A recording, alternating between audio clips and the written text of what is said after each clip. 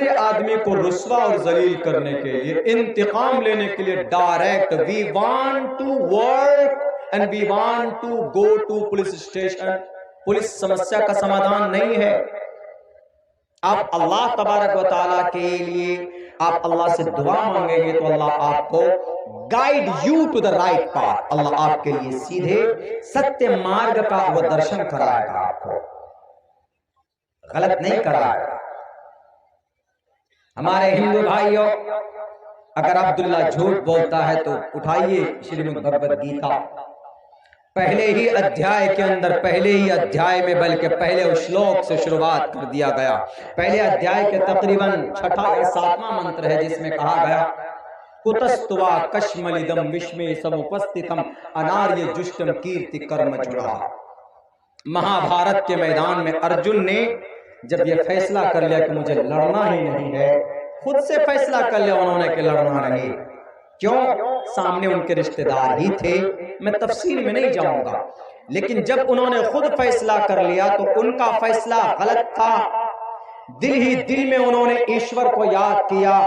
तो कृष्ण जी आए, विष्णु के 8वें अवतार कृष्ण जी ने आकर कहा कुतस्तुवा कश्मलिदम विश्मे समुपस्थितम अनार्य जुष्टम कीर्ति कर्म जुनाहा। Why did you decide to put down your bows and arrows without asking me?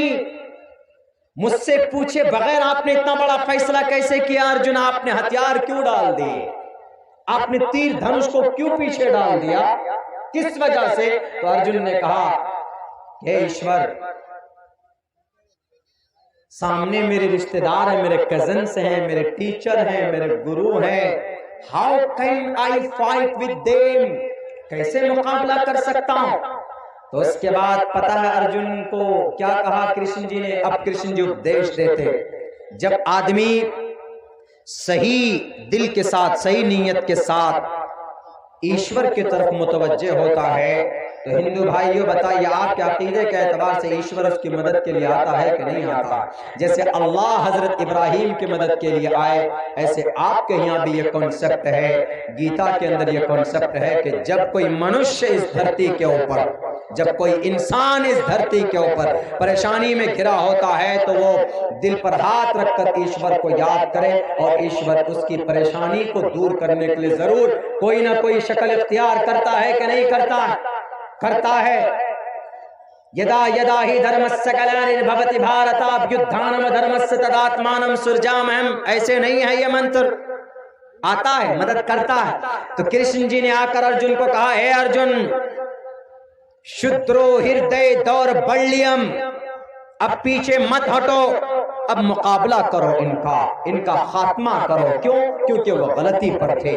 बैरकैफ आए कृष्ण जी, अवतार लिया उन्होंने, उसी वक्त में अवतरित हुए, फौरन नमूदार हुए, उनकी मदद की गई। तो इससे यह पता चलता है कि जब आदमी सच्चे दिल से ऊपर वाले को पुकारता है तो ऊपर वाला जरूर मदद के लिए आता। नहीं जानते हैं आप तो आप अपने गुरु महाराज से पूछिए। हमारे मुसलमानों में, हमारे मुस्लिम में, हमारे बिरादरी में जो लोग नहीं जानते हैं कि परेशानी के वक्त में हम क्या करें, कैसे करें, तो ऐसे वक्त में हमारे उलमाए किराम, आपके बीच में सबसे मोतमद और मुस्तनद कोई जमात है हजरत सामाइन, तो वह हमारे उलमाए किराम हैं, हमारे गुरु हैं, हमारे गुरु। और गुरु की मेहनत के बगैर कोई महान नहीं बनता, और गुरु की गाइडलाइन के बगैर कोई आदमी किसी का बेड़ा पार नहीं हो सकता, कोई महान शिष्य, कोई बड़ा शागिर्द नहीं बन सकता। हमारे देश के जो सबसे बड़े लीडर है उनके भी कोई ना कोई गुरु रहे होंगे, बल्कि हमारे उत्तर प्रदेश के जो चीफ मिनिस्टर साहब, उनके तो गुरु से भी मिल के आया हूं मैं गोरखपुर में। इसीलिए तो कहा चार्यावान पुरुषो वेदा, पंडित दयानंद सरस्वती जी ने अपनी किताब सत्यार्थ प्रकाश में, कि परेशान इंसान महान नहीं बनता जब तक गुरु की कृपा ना हो। गुरु, रू मीन्स अंधकार, गु मीन्स तोड़ना, अंधकार को तोड़ने वाला।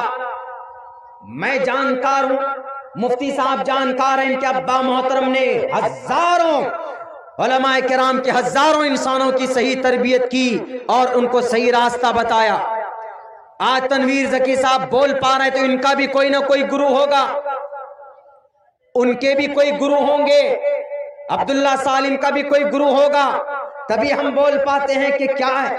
बल्कि संस्कृत के ग्रामर के तो मेरे आज भी गुरु हैं, Joshi sir, and he belong from Hyderabad. आज भी मेरे गुरु हैं वो संस्कृत के ग्रामर के। जब हम ग्रामर सीखते हैं तो उन्हीं से जरूरत पड़ती है, तो उन्हीं से पूछते हैं कि सर जरा ये संस्कृत के अंदर इसका मतलब क्या होता है, इसका अर्थ क्या होता है। ही इज माई गुरु, वो मेरे गुरु हैं। गुरु का मकाम मैंने पढ़ा है उस मंत्र को, उदारा सर्व एवेते ज्ञानी तात्मेव मयमतम आस्थितः संयुक्तात्मा मामेवाम उत्तमाम गतिम। इस धरती पर जो ईश्वर के रास्ते में खर्च करता है, अल्लाह के रास्ते में खर्च करता है, जनाब उसका मकाम बड़ा है, बुलंद है। लेकिन जब इस धरती पर कोई किसी को ज्ञान देता है, कोई किसी को जानकारी अता करता है, कोई किसी को तालीम देता है, तो उसका मकाम बहुत बड़ा है। क्यों? उसके अंदर जब ज्ञान होता है तो ईश्वर कृष्ण जी कहते हैं कि किसी इंसान के अंदर अगर ज्ञान है तो ये मत समझो कि वो सिर्फ गुरु है, बल्कि ये समझो कि उसके अंदर मैं हूं, मैं कृष्ण हूं, मैं उसके अंदर हूं। अगर तुम उनकी ज्ञान की इज्जत करोगे तो गोया तुम मेरी इज्जत कर रहे हो। यही इस्लाम में बताया गया। अल्लाह तबारक व तआला ने कुरान करीम में साफ लफ्जों में वाज़े अल्फाज के साथ कहा, इन्नमा यख्शल्लाह मिन इबादिहिल उलमा। इस जमीन पर अल्लाह से डरने वाले उलमा की जमात है। और लोगों, अगर एक ईश्वर पर एतमाद रखते हो, विश्वास रखते हो, तो तुम मुसलमान हो, मोमिन हो। एक अल्लाह को मानने वाले को मोमिन कहा जाता है। एक अल्लाह के विशेषताओं को, उनके अहकामात को न मानने वालों को गैर मोमिन कहा जाता है। एक ईश्वर को मानो, आस्तिक नास्तिक आस्तिक हो गए। ईश्वर को, ईश्वर की बातों को ना मानो तो नास्तिक हो गए। इसी नास्तिक को उर्दू और अरबी में काफिर बोलते हैं। काफिर कोई गाली नहीं है। काफिर का मतलब हमारे हिंदू भाई सोचते हैं कि हमको कह रहा है कि गाली दे रहा है, ये काफिर बोल रहा है। काफिर मीन्स इनकार करना, किसी चीज का इनकार करने को एग्जैक्ट लुगत में बोलते हैं, ये इनकार करने वाला। काफिर इसमें फाइल कफर यकफुर कुफ्रन अल फाइल मिनहु काफिरुन, इनकार करने वाला। जैसे अगर अब्दुल्ला सालिम अभी नमाज की फर्जियत का इनकार कर दे तो अब्दुल्ला सालिम अभी काफिर हो जाएगा। दिल से अगर एतमाद और विश्वास के साथ कि नमाज फर्ज नहीं है तो मैं काफिर हो जाऊंगा। क्यों? क्योंकि मैं नमाज की फर्जियत का इनकार कर रहा हूं। इनकार करने वाले को काफिर कहा जाता है। काफिर कोई गलत शब्द नहीं है। अलबत्ता हाँ, इस्लाम में किसी को भी काफिर कहना not allowed, because prophet Muhammad सल्लल्लाहु अलैहि वसल्लम सेड लाइक दैट। इसी तरीके से बताया कि किसी को काफिर कहकर मत पुकारो, किसी को तुम हकीर मत समझो। साफ लफ्जों में, वाज़े लफ्जों में अल्लाह के नबी अलैहिस्सलाम ने बताया। बैरक है तो क्या कहा गया? उदारा सर्व एवैते ज्ञानी तात्मे व मयमतम। इस जमीन पर जो गुरु लोग हैं, अगर तुमको कोई परेशानी है, कोई प्रॉब्लम है, ज्यादा देर तक बात नहीं करूंगा। मैं मुफ्ती साहब से वादा किया हूं कि आप जाइएगा नहीं, मैं बहुत मुख्तसर वक्त में अपनी बात खत्म कर रहा हूं इंशाल्लाह। बहुत मुख्तसर वक्त में ज्ञान गुरु के ऊपर बात करनी है मुझे थोड़ी सी, इसके ऊपर फिर मुझे थोड़ी मदरसे के ऊपर बात करनी है और गुरु के ही हवाले से। तो क्या कहा? गुरु से पूछो और गुरु का सम्मान करो। हमारे हिंदू भाइयों, आपकी किताब में भी है और मुसलमानों आपकी किताब में भी है।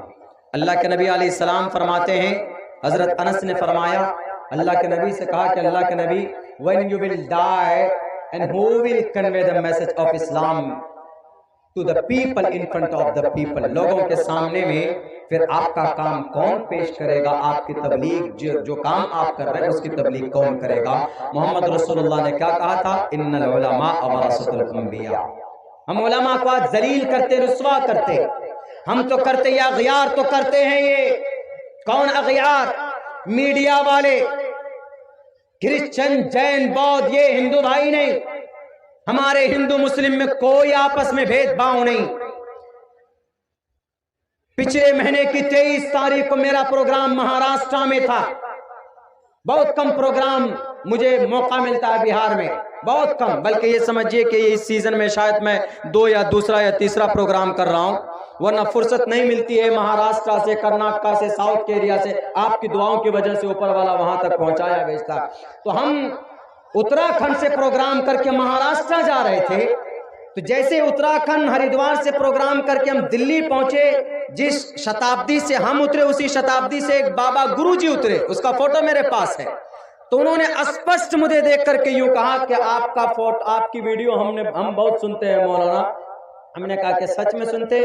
आंखें बड़ी बड़ी थी, थोड़ी अजीब टाइप के लग रहे थे वो दिखने में, काले कलर के थे। मुझे डर लगा कि कहीं ये पीट न दे, मुझे डर भी लग रहा था। लेकिन बोला कि नहीं, आप कहाँ जा रहे हैं? मैंने कहा कि मैं औरंगाबाद जा रहा हूँ प्रोग्राम। बोला मैं भी औरंगाबाद में जा रहा हूँ। हमने कहा कि आपकी फ्लाइट कितने बजे? उन्होंने कहा कि 3:20 की फ्लाइट। मैंने कहा 3:20 की मेरी भी फ्लाइट है। हमने कहा कौन से टर्मिनल से? उन्होंने कहा कि टर्मिनल 2 से। हमने कहा मेरा भी उसी से। ये पूछिए होते होते हमने कहा आपकी सीट नंबर क्या है? उन्होंने कहा कि हमारी सीट नंबर F23F है, यानी विंडो साइड। फ्लाइट में A और F विंडो साइड की सीट होती है, खिड़की के साइड। हमने कहा कि 22 में F हमारी है, यानी गए साथ में पहुंचे। औरंगाबाद एयरपोर्ट में उतरा, मेरा सामान आने में देरी हो गई थी, तो वो बंदा गेट पे खड़ा रहा। उन्होंने कहा, उनको जो लोग लेने के लिए आए थे, उन्होंने कहा कि नहीं, मौलाना साहब हैं, इनको वेदों का ज्ञान है, मैं इनके साथ सेल्फी लेना चाहता हूँ। उन्होंने सेल्फी ली बाज़ाब्ता, और मैंने उनसे कहा कि वो सेल्फी आप मुझे दीजिए। वो गुरु हैं, देखिए महाराज हैं। उन्होंने कहा कि आप वेदों को पढ़ते हैं या वैसे रटते हैं? हमने कहा कि बोलिए। तो उन्होंने हमसे पूछा कि अच्छा एक लफ्ज का मीनिंग बताइए तो क्या होता है? हमने कहा कि पूछिए, जहां तक संस्कृत जानते हैं बताएंगे आपको। उन्होंने हमसे ये कहा, तुवम का मतलब क्या होता है? तुवम। हमने कहा कि तुवम you are a great person. हमने कहा कि you are a great person, आप बड़े महान हैं। तो हंसने लगे। हमने कहा क्यों हंस रहे? बोला आपने यू आर ग्रेट में जवाब दे दिया कि तुवम का मतलब क्या? तुवम मतलब आप, और हमने यू आर में यानी तुवम में ही यू आर ग्रेट में जवाब दे दिया, आप महान हैं, और तुवम मीन्स आप होता है। हमने कहा कि सर तुवम मीन्स आप होता। बोलता यूएम मीन्स। हमने कहा यूएम मीन्स हम होता। उन्होंने कहा कि मैं मीन्स क्या होता?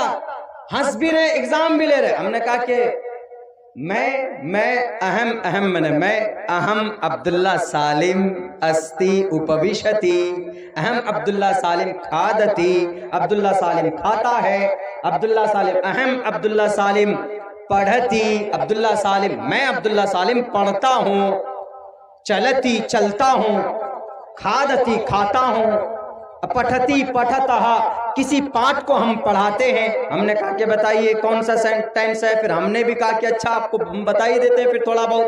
तो इतने घुल मिल गए, ऐसा लग रहा था कि जैसे वो गुरु ही ना और मैं मौलाना ही ना। वो गेरुए रंग के कपड़े पहने हुए थे। हमने कहा कि सर ये तहजीब बहुत पुरानी है, इस तहजीब को बरकरार रहना चाहिए। यहाँ जब मेरा प्रोग्राम पूरा हो गया तो उन्होंने मैसेज किया व्हाट्सएप